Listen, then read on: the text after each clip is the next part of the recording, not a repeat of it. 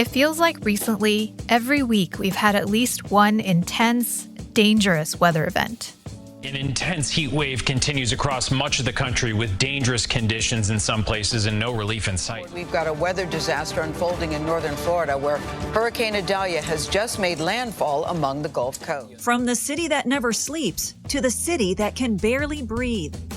Climate change is constantly keeping us on our toes, and it can feel like we're falling behind in a race we can't win. But what if the best step forward is turning around and looking back at the past? One group of scientists is doing exactly that. The next time something happens, or if we have a new opportunity, how do we use what we know to determine that path and what we're going to do next? I'm Anissa Khalifa, and this week on The Broadside, we go back to the future to see how centuries of weather data stored in a surprising location can help us face what's ahead in the climate crisis.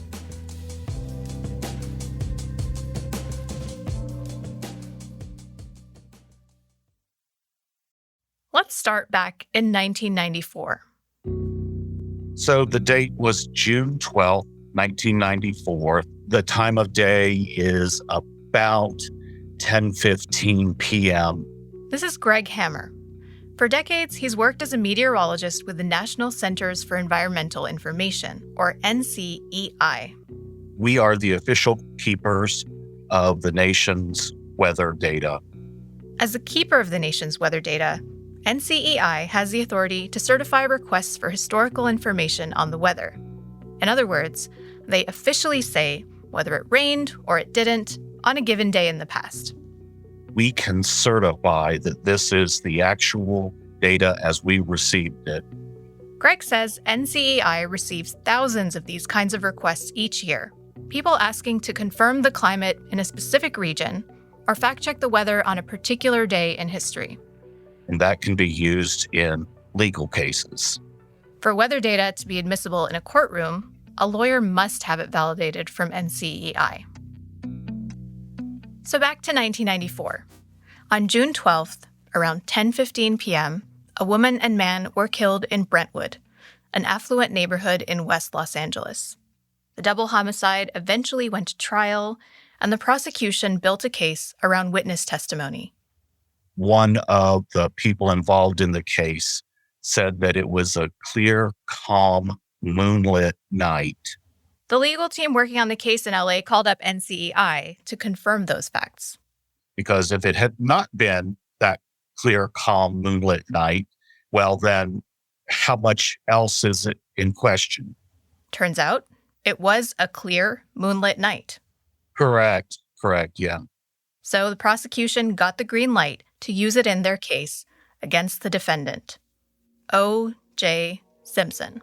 Murder trial of O.J. Simpson. There was more than enough proof today how highly charged the case is, just as the prosecution... It's one of those that you just remember, it sticks with you, and it was just like, oh, wow, an indirect but somewhat important part of that situation.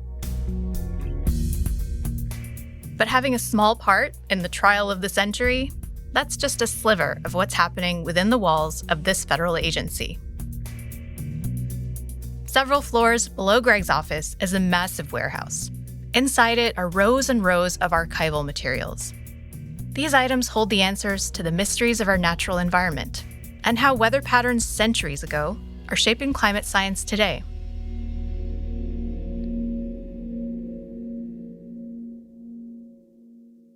We wanted to dig into those archives, so we sent producer Charlie Shelton Ormond to check it out. Hey, Nisa. Hey, Charlie. It's good to see you. So where exactly is this treasure trove? So it turns out the United States home base for weather data is in the heart of the beautiful Blue Ridge Mountains, Asheville, North Carolina. It's a few hours from our studio here in Durham, so I packed up my gear and headed west to see it for myself. Had some wind today. Whew. And just give us a quick snapshot of Asheville. Yeah, well, if you drive west into Asheville like I did, you're met with a beautiful mountain landscape. Here's Peggy at the front desk at the city's visitor center. I'll let her sum up the place. A beautiful, funky town. Lots of art, music to die for, And the mountains and trails are just fantastic. And a building right on the perimeter of downtown had what I was looking for: the National Centers for Environmental Information. Cell phone keys. Oh, yeah. So, with these gorgeous Blue Ridge Mountains surrounding me, I went down into a windowless basement and met archivist Jason Cooper. Charlie, hey, how are you? Nice to meet you. Too. Oh, you're welcome. My pleasure. Thanks for driving. So, what did it look like stepping inside this warehouse? Stacks on stacks of boxes. There are currently 37,302 boxes in this room, and it's the largest room in which we house our physical archives collection. That's what we refer to anything non-digital. So nearly 40,000 boxes. Jason Cooper also calls them units. So a unit can be a box of paper, can be a box of books. It also includes things like microfilms, old journals. That in many cases hold unique weather, climate, oceanographic, and geophysical record. And each holds a piece to a puzzle. They have records dating all the way back to 1735. Everything from measurements of 100-year-old hurricanes to film strips of the sun. This particular one is a reel of solar observations. So these are actually full disk images. And these thousands of boxes aren't just helping connect the dots for researchers. They're also a periscope into our political past. It turns out weather can dictate history in some pretty big ways. We have the observations from Dallas from the Kennedy assassination. Weather was important that day. Cold front passed through Dallas early in the day, bringing rainfall, but it had cleared by the afternoon when President Kennedy's motorcade made its way to the airport, and he decided to ride in an open-top vehicle, making the shot more possible and potentially changing the course of human history. Essentially, any major recent event in history that took place outside, they have some kind of record of it. That is very cool. It is very cool. Now, I kind of geek out over archives like this. But what really got my attention here is that these old documents aren't just collecting dust. They're in conversation with something that's affecting us right now, everywhere, every day. This room is the foundation for climate research, being kind of at the bottom, if you will. This is the original observations on which all of our understanding of the climate and weather conditions are built. So, why Asheville? I mean, I wouldn't immediately think of this picturesque mountain city as the home of a federal agency like this. Yeah, well, it turns out Asheville hasn't always been home to this cornucopia of climatology. Back in the 1930s, records at weather bureaus across the country were piling up, and things were getting out of hand. So they chose New Orleans as the central location to house this stuff. But New Orleans is not a good place to keep an archive, especially an archive of paper. And you can think of many. So we have flooding, we have humidity, we have storms, all sorts of issues that made New Orleans problematic. Let's just take a second to acknowledge the powerful irony here. These weather records couldn't stay in New Orleans because right outside, the biggest threat was the very thing that they were studying. That's right. And ultimately, the NCEI archives ended up in Asheville, largely because of the city's temperate climate, and it's not likely to experience intense weather events like hurricanes. That's right. Asheville's climate is a huge advantage to being a climate research mecca. And so the safest place to preserve your data that is looking at the atmosphere and outside weather is in a bunker, in a basement, in a warehouse in Asheville. That's right. That's how it turned out. They've got a mountain of data and stories in these stacks. After Jason showed me around, I went back upstairs and got a look out the window at the mountains right outside the city. Remember that NCEI is embedded in the Blue Ridge, surrounded by these ancient mountains that have seen a lot of history. And in the middle of it is this archive, as a kind of environmental time capsule. And me and my place as an archivist is to hold that memory, if you will, that past memory that will inform what we do going forward.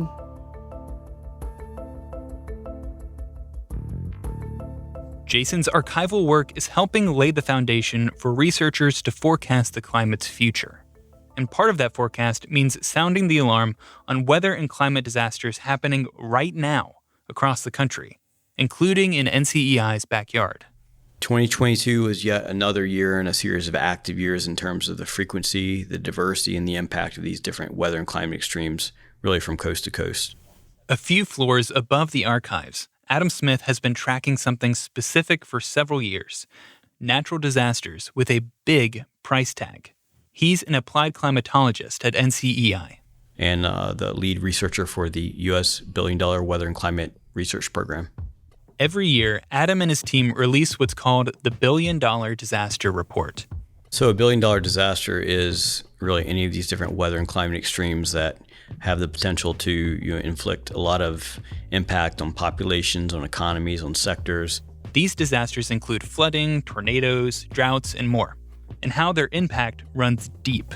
Agricultural damage, crops, livestock, commercial timber, infrastructure, what we rely on every day, roads, bridges, levee systems, even military bases. Adam has tracked this billion-dollar metric going back to 1980. And this probably won't come as a surprise, but the frequency of these billion-dollar disasters has steadily been increasing. In fact, over the last 7 years, there have been 122 separate billion-dollar weather and climate disasters that have taken over 5,000 lives and have cost over $1 trillion in damage. And so what should we do moving forward? Because we know these extremes will continue in the future. And what is causing the impact of these disasters to be more severe? So there are many different factors at play, but Adam shared 3 big ones. The first is that more people are moving to environmental hotspots. The wildland-urban interface, particularly out west, or river floodplains, or the coast where a lot of people like to live. Those are hazardous areas, but people are moving to those areas. Even the U.S. Southwest, they have tremendous water issues and how the drought is impacting that. Second is we just don't have the right infrastructure to endure these things.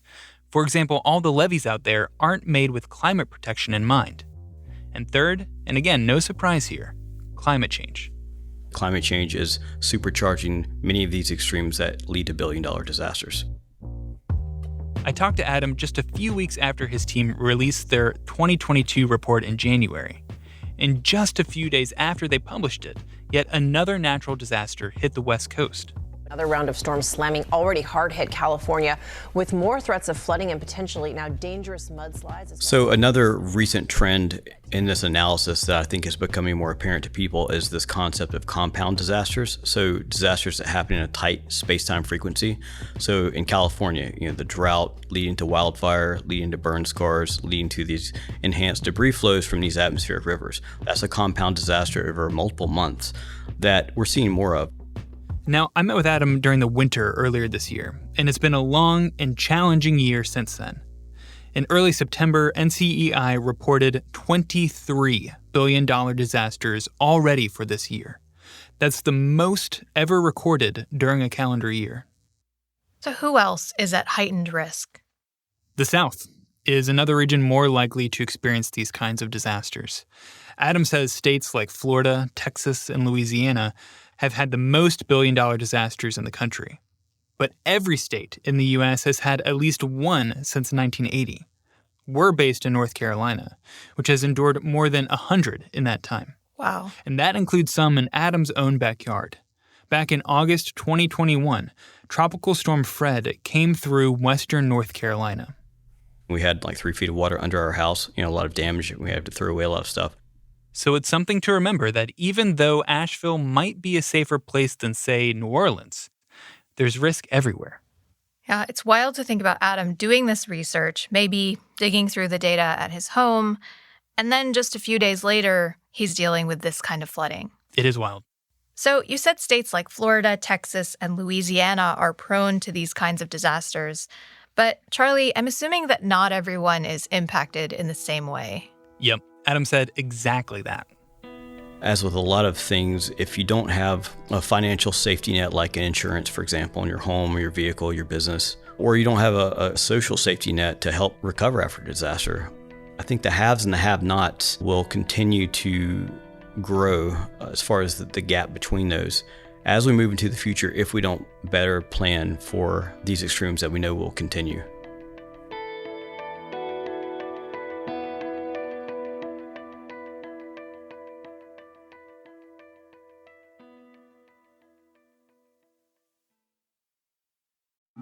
I'm Anita Rao, host of the weekly podcast Embodied.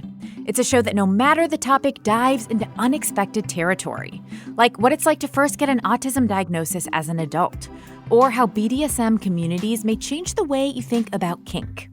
You'll meet folks who aren't afraid to question what we think we know about intimacy, and who have some fascinating stories to share about their relationships. Listen to Embodied and let's take on the taboo together.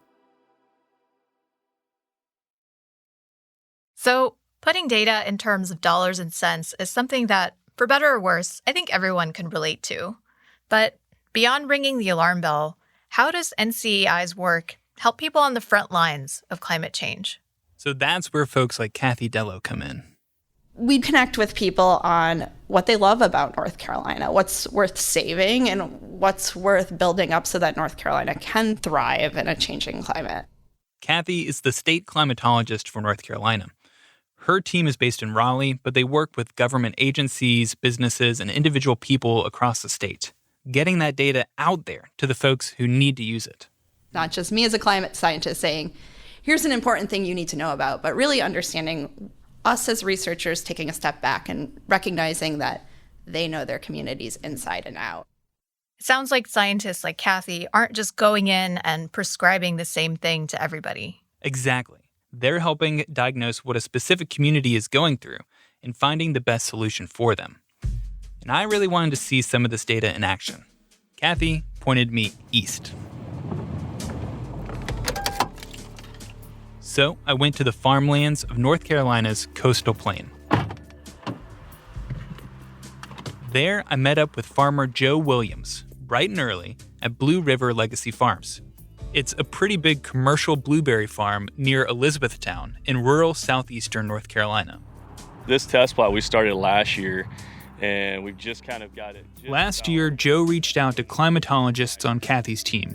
He wanted to know more about his farm and its relationship with the changing climate, something he's seen with his own eyes. I mean, climate change is a reality, and I don't think anybody around here will deny that. It doesn't matter your, background at all. I mean, when you spend as much time as we do outside, you know. And what is Joe trying to figure out with his blueberries? He's looking specifically at chilling hours. Chilling hours. Literally. Okay, here's the deal. In order for his blueberry bushes to produce a healthy crop in the spring, they have to go dormant during the previous winter and be exposed to temperatures below 45 degrees for a certain amount of time. Chilling hours. I kind of think about it like this. Chill is closing the refrigerator door. We want to close the refrigerator door and keep them in that refrigerator until the spring. So, what's the problem? He says normally there are enough chilling hours for his current blueberry bushes to comfortably go into hibernation mode starting in early winter. But recently, climatologists helped Joe forecast chilling hours on his farm all the way to the year 2045. And their analysis said summers are getting longer, which is pushing up against that ideal window of time. Further out that is for that refrigerator door, it's definitely higher risk. A chilling period that is shortened and interrupted by periods of warm weather could result in unhealthy plants with poor quality berries, or even no berries at all. A disaster for Joe. It would basically put us in a very vulnerable state, which we are in a very vulnerable state right now. But Anissa, what stood out to me is that despite the changing weather, Joe says some blueberry farmers are pushing the boundaries even further. They're growing berries to be harvested earlier in the spring. Generally speaking, what everyone's trying to do is get earlier and earlier. But that's where the crux of this chill hour data research is the earlier we get, the more we're at risk to these odd weather events that we have. So it's also this clash between capitalism and the climate. Mm-hmm. You want to get ahead of everybody else so that you're the first on the market with your blueberries, but the weather clearly has other plans. Yeah, if that's the route you want to go down, you have to adapt with a different kind of crop. And that's exactly what Joe is doing right now. He has a small 2-acre test plot growing nearly 20 different blueberry varieties. The goal is to identify new types of bushes that can grow comfortably in a changing North Carolina climate. And everyone has their own right and freedom to make the decisions that they want to on their farm. But we all need to be informed of what's going on. Charlie, I'm thinking back to that basement in Asheville. Somewhere in all those boxes was the solution to Joe's problem. So what does Joe make of all this? Well, he's just glad that the raw data has been turned into a tool that is clear and easy to use. We want simple things like, okay, we did all this research, and what is it telling you? Like, Monday, turn the water on, right? We just want to turn it into a simple directive. At the end of the day, that's all that really matters. And in the end, that kind of accessibility could be the key to adapting to the climate crisis, and maybe even preventing the worst of its fallout. Climate change isn't a data problem. If it were, we would have solved it by now. Again, this is North Carolina's state climatologist, Kathie Dello. We know the climate's changing. We have temperature records. We have sea level rise. We can point to things on the ground. We've written so many reports. So we have to think about it more broadly than just giving people the data and hoping they understand it.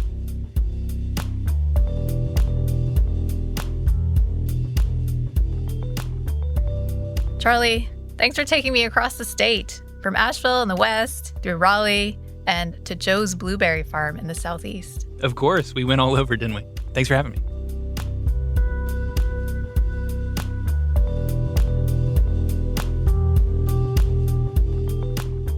The Broadside is a production of North Carolina Public Radio, WUNC.